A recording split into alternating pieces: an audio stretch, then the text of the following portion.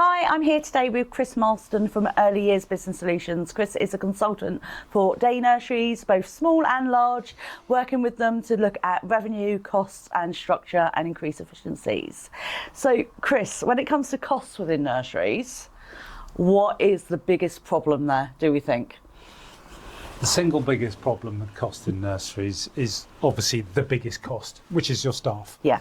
And understanding what that should be, what is the sector norm, and saying what is the sector norm is really hard because there's no definitive answer. Yeah. Every building is different, and the more small rooms you have, the higher your cost is going to be, and the more larger rooms you have, the lower your cost is going to be. But understanding exactly where you are incurring those costs is a massive opportunity to manage your budget. Yeah. Many people will find once they start measuring against the occupancy levels that before 8 o'clock in the morning and after 5:30 at night, in many cases, there are staff who don't actually need to be in the building, but because they always have been in the building, the owner may be slightly reluctant to turn around and say, actually, I want your shift to finish at 5:30 now. And those shoulder periods are really important to your costs, because that's when cost is happening. It's almost like blind cost. You can't see it happening, but because they're there and they've always been there. So nursery management software will help massively with that. Some people still see it as an expense that, is it really worthwhile? But it is really worthwhile to plan what occupancy you're going to have, how many children you're coming through the door, which days of the week, and when they go.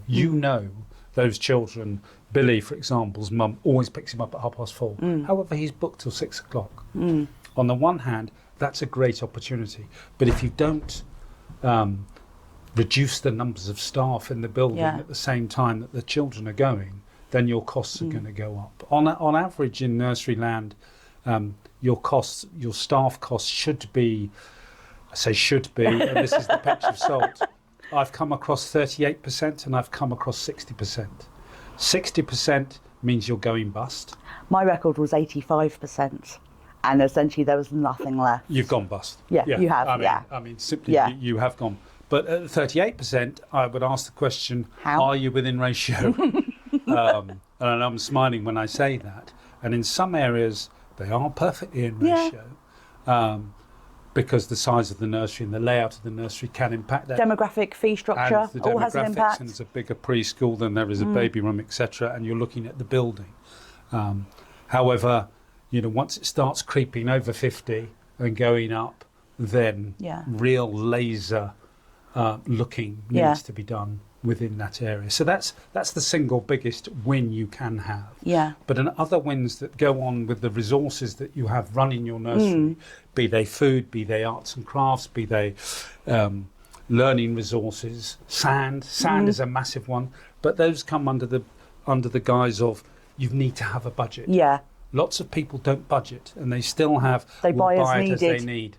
And if you buy as you need, you are going to either be under-resourcing or massively over-resourcing.